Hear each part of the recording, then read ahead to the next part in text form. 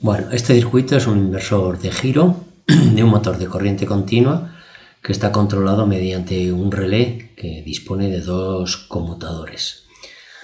Para ver la forma de conectarlo, tenemos que uno de los comunes del conmutador va a la alimentación, previa interrupción de la alimentación de un interruptor, y el otro común vemos que va al polo negativo.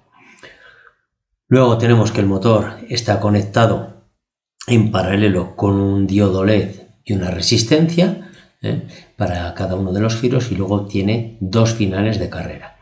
El funcionamiento es el siguiente: disponemos un interruptor general que, al darle al interruptor general, vemos que la corriente realiza un recorrido a través del motor. En este caso, tal y como vemos ahora, la corriente pasa el motor en el sentido de arriba abajo. Atraviesa, en su retorno para ir al polo negativo, la corriente va por el final de carrera 1. ¿Qué quiere decir esto?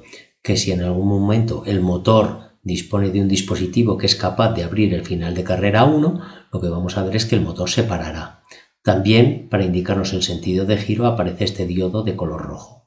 Vamos a ver si activamos el final de carrera 1, que podría ser una puerta que llega al final de recorrido de apertura, pues pararía el final de carrera y el motor se pararía. ¿De acuerdo? Si el final de carrera fallara, el motor seguiría su movimiento. ¿Cómo podemos hacer para que el motor vuelva o gire en sentido contrario? Pues para que gire en sentido contrario tenemos que accionar el interruptor I1. ¿Qué es lo que va a ocurrir? Ahora, en este momento, la bobina está en reposo. No le llega corriente a la bobina. Vemos ahí que la intensidad que nos pasa es 0 amperios. Por lo tanto, los contactos del relé aparecen en la posición de reposo. Si nosotros accionamos el interruptor 1, lo que ha ocurrido es que ha cambiado la posición de los contactos, ya que el relé se ha activado. La bobina del relé se comporta como un elemento magnético, como un electroimán, atrae los contactos, y ahora el sentido de la corriente del motor no es de arriba abajo, sino que ahora el sentido de la corriente es a través del final de carrera y luego atraviesa el motor de abajo arriba. Entonces hemos invertido la polaridad del motor, y al invertir la polaridad del motor invertimos el sentido de giro. Ahora vemos que el diodo 1 ya no está activo como antes, sino que es el diodo 2. Entonces, mediante un diodo de otro color podemos señalizar el giro del motor.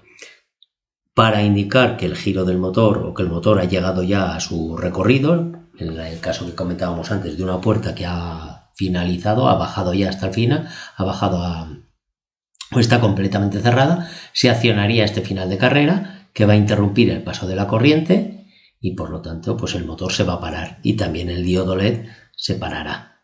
¿De acuerdo?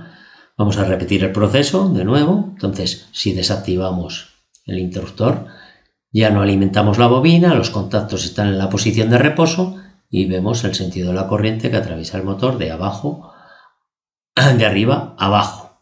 El retorno de la corriente al polo negativo se hace a través de este final de carrera. Si actuáramos sobre el otro no habría ninguna variación del estado del motor. Entonces aquí finalizaría el recorrido, el elemento que queremos controlar, y el motor se pararía. Si nosotros ahora actuamos sobre este interruptor, pues el motor se invierte el giro y ocurre lo mismo que hemos comentado antes. Bueno, a través del interruptor o no, pues nosotros podemos apagar para evitar que haya un gasto. Bueno, este sería el interruptor general. Consideraciones a tener en cuenta, pues bueno, aquí hemos marcado dos puntos A y B, que son los que alimentan el motor. Esto estaría conectado directamente al polo positivo o al polo negativo. Pues bueno, ¿qué voltaje tiene que haber aquí? El voltaje que tiene que haber aquí es el voltaje de la alimentación, y el voltaje de la alimentación depende del motor que elijamos. Entonces, si en nuestro caso tenemos que el motor es de 5 voltios, utilizaremos una pila de 5 voltios. También, a la hora de elegir la pila, también tenemos que elegir una bobina de un relé que se excite con una tensión en corriente continua del mismo valor, en nuestro caso 5 voltios. Y luego habría que saber calcular el voltaje, o sea, el valor de estas resistencias. El valor de estas resistencias simplemente tengo que ver que, como están entre A y B, pues esta tensión que hay entre el punto A y B será el voltaje de la resistencia más el voltaje del diodo, lo que tenemos aquí en esta expresión. El voltaje de la alimentación será el voltaje que hay en la resistencia más el voltaje del LED. Si miramos las características de los LED, podemos considerar que la tensión de trabajo de un LED es 1,7 voltios.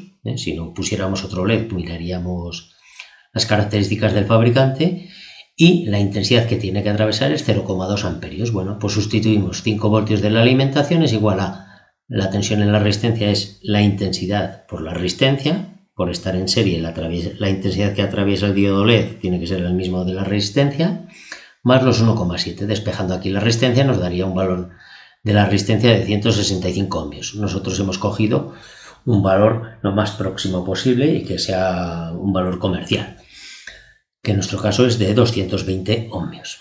Bueno, pues esta es la explicación del inversor de giro que hemos montado en clase.